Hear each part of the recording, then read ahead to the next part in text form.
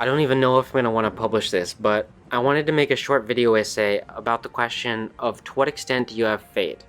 And no, I'm not talking about free will versus determinism. I mean the expectation that your experiences are going to follow a certain trajectory.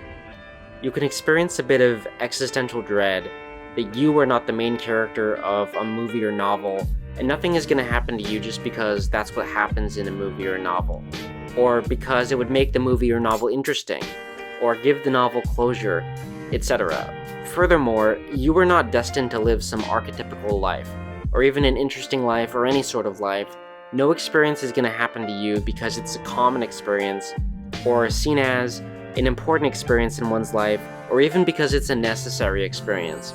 And finally, at least according to the atheistic worldview, nothing is going to happen to you because God has a plan for your life. Instead, the universe, nature, the physical world is cruel and heartless to its core.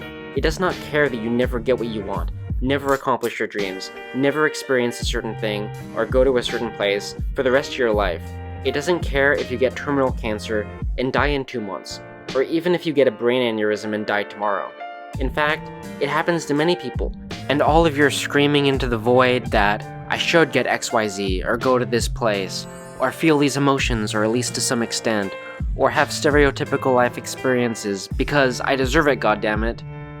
Or all of your planning things out in detail in your mind, that I think things are going to go a certain way if I just do XYZ, it's not going to change the universe's mind, which it doesn't even have.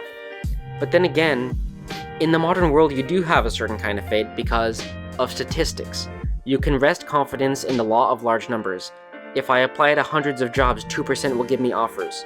Or, if I apply to dozens of universities, 35% will give me offers.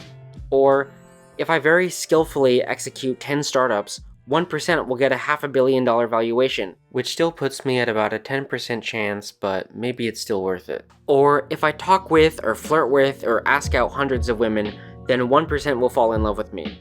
Or, if I practice XYZ skill over the internet for 2 hours a day, whether it be a game or foreign language, whatever, then within a year, I'll be a pro at it. Or so on for showbiz auditions, political power, scientific discoveries, so on and so on.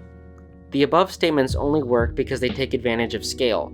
The modern world is so large and interconnected that we can treat it as if a large number of outlets, job postings, universities, women to approach, etc., is for all intents and purposes infinite.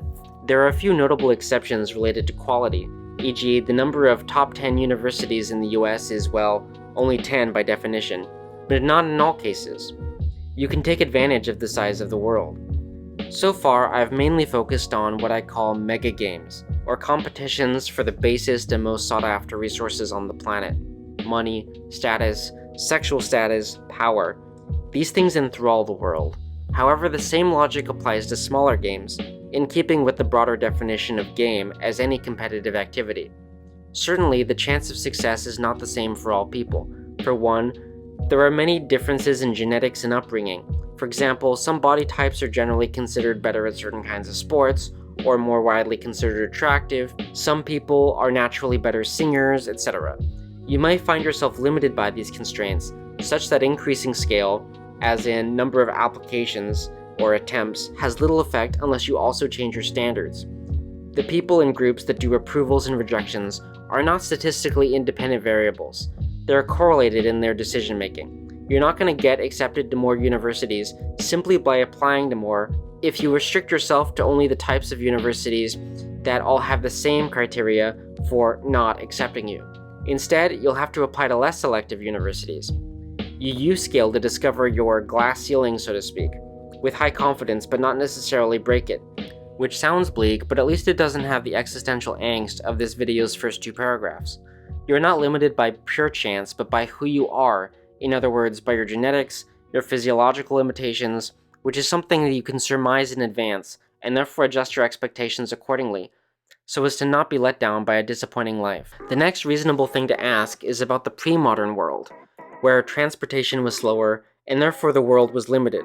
My theory is that at that time, people were more heavily designated into hereditary roles. Let's go through each of the metagames I listed earlier, one by one. To start with money, it was more earned through the family trade in the case of craftsmen, or garnered through inherited land in the case of aristocracy, or circumscribed by class in the case of peasants. In the case of status, aristocratic titles or other status designations were inherited through families, but family names could also carry prestige or lack thereof, without official titles associated. In the case of sex and family formation, arranged marriages were much more common, and people married within their social classes, with very formalized courting customs. As with the case of power, it was largely the same deal as status, as there was less of a separation between economic power, what I call money, and political power, what I just call power, in the past. You may criticize this as being a largely vibes-based approach to the past. I am basing it on some references, but I'm aware that it's not true in all places and times in history. Regardless, I think it was more true in the past, and definitely was largely true at many times and places in history. Certainly, the mechanism for achieving these things was different between pre-modern and modern society. However, the effect in terms of destiny is the same.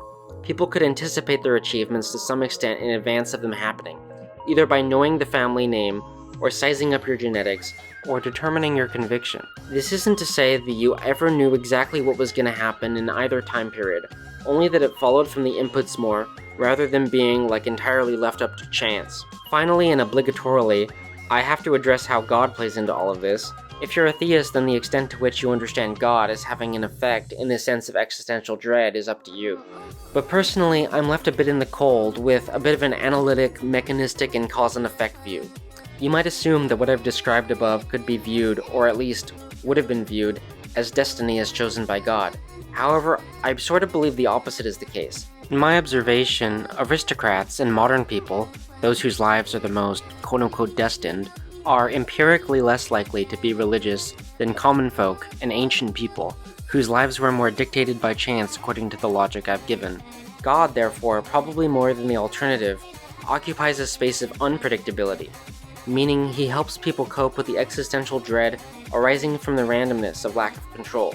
Due to the cold and uncaring nature of the universe, with good and bad things happening spontaneously and senselessly, the narratives associated with God can help people make sense of it, like, my broken leg is part of God's plan for me, and so on. This solution would be most appealing in intermediate townships, modern enough that lives are not heavily dictated by birthright, but isolated or small-scale enough, small towns for example, that one cannot easily exploit the effects of scale.